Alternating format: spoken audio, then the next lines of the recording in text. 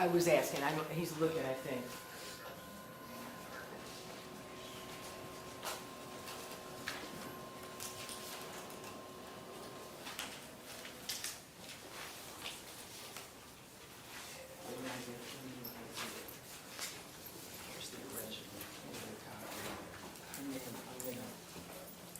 And this state's exhibit number 1 that you just did, it's a fair and accurate representation, but not to scale. Correct. But diagram from your memory of what it looked like. Correct. Okay. I tender S1 at this time, Judge. Any objection? This is one, correct? This is two. Well, there's 2 people in this car, and he doesn't know where the 4th person was. He doesn't know where they were. Okay, so Judge, I tender. No objection.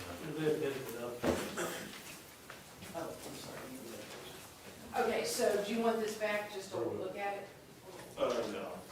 Okay. Yes, I can take a look at it if you don't need it. No, well, I'll take it back once you're done with it. So, Here's an extra copy that was looking oh, that'd be super duper, thank you. All right, so you were talking about the Ericksons, so how far away were Mr. and Mrs. Erickson from the blocking in of the Jeep, of Miss Payne's vehicle into blocking Herring's vehicle? Yeah, they're approximately about 250 feet away on the opposite side of the intersection. So they were facing them. Correct. So like if there's a traffic light in between, you're the Ericksons and I'm the other 2. Correct. And was the view obstructed? No. All right, so did you talk to Mr. Erickson first or Mrs. Erickson? Spoke with the both together. All right, so what did Mr. Erickson relate to you? They were traveling on Riverdale Road, headed towards the hospital, and that's when he observed Payne at the driver's side of Mr. Herring's vehicle, constantly, repeatedly striking Mr. Herring. Let's back up. Did he see her block her? Did Mr. Erickson see defendant Payne block in Mr. Herring? No, he did not testify to that. Did he see her get out of her vehicle? Correct.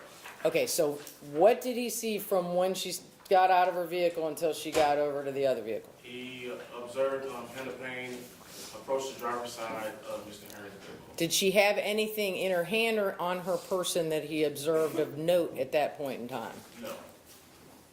All right, so then what happened? As he was walking towards Herring and Payne, he repeatedly heard Payne instructing Mr. Herring to get out of the car, and then he was stopped by his wife.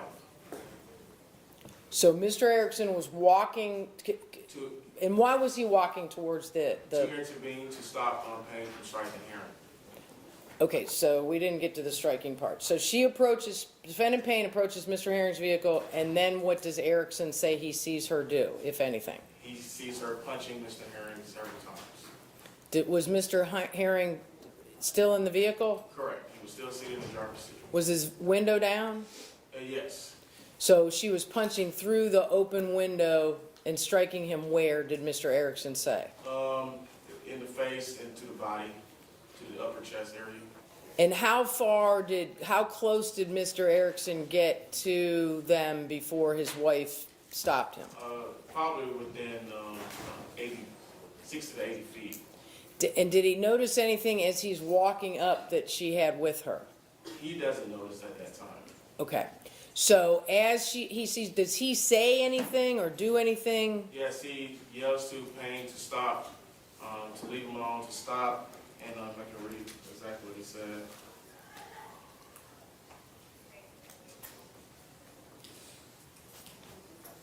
Okay.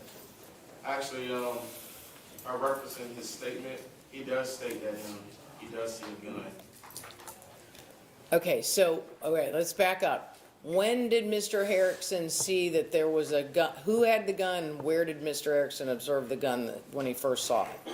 He observed Hannah Payne hitting Mr. Herring as we seated in the front driver's seat, and then he observed Hannah Payne remove her gun from her side and state that she was going to shoot him.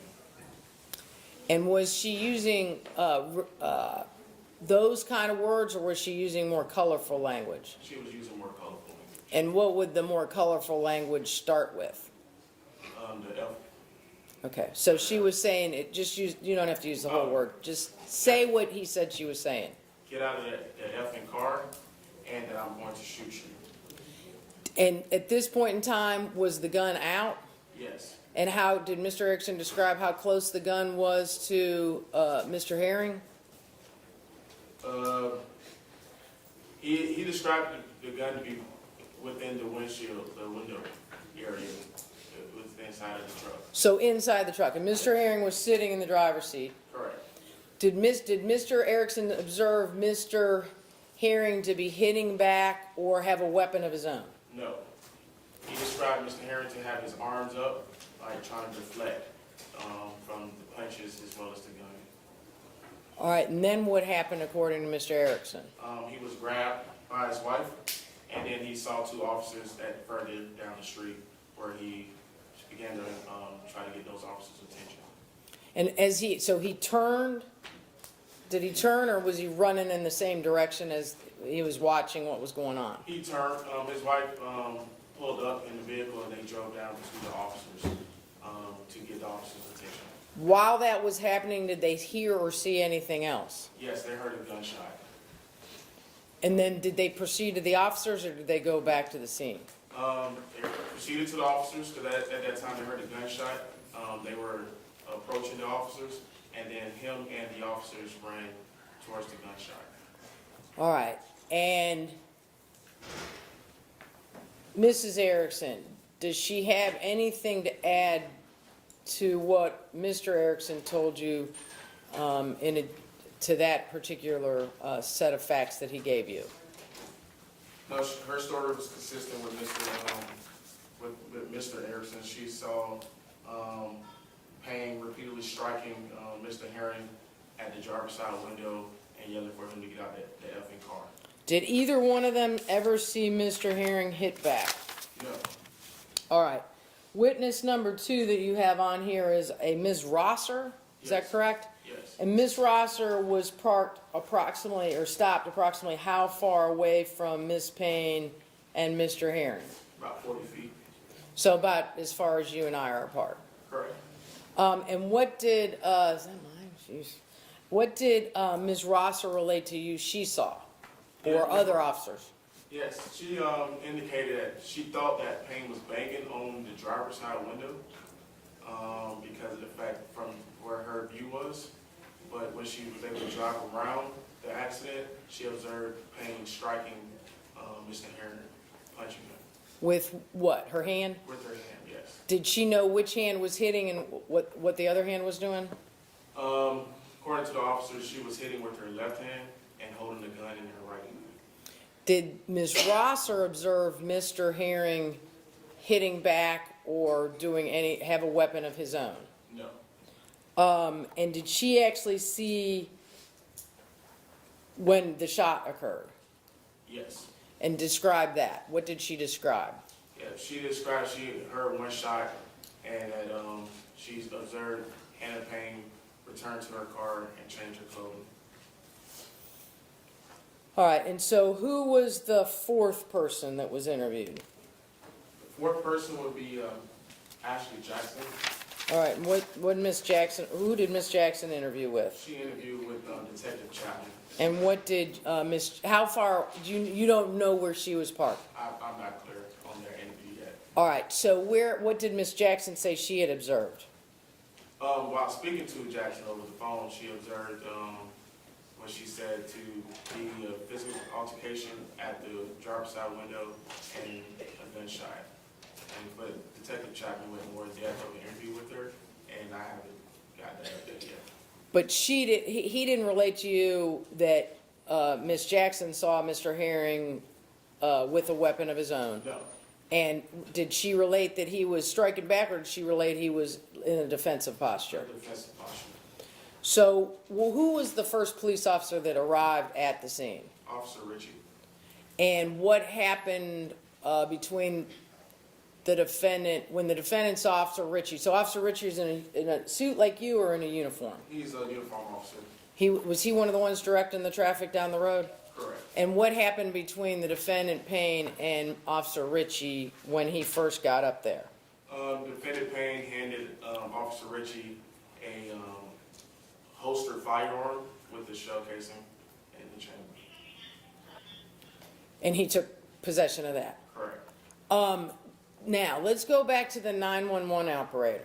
Okay. When Payne arrived, she's still on the phone with the 911 operator when she pulls in and blocks the victim Herring in.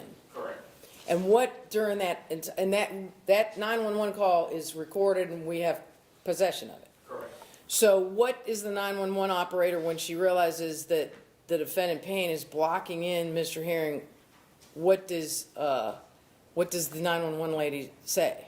Yeah, at that particular time, the 911 dispatcher repeatedly was telling Payne to remain at the original incident location where it's safer and that she has officers already en route.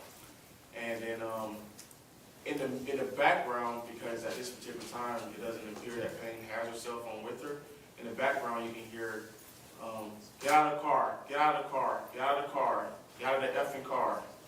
And then it's just kind of silent, and then she returns to the phone and said, he just shot himself with my gun on the 911 call.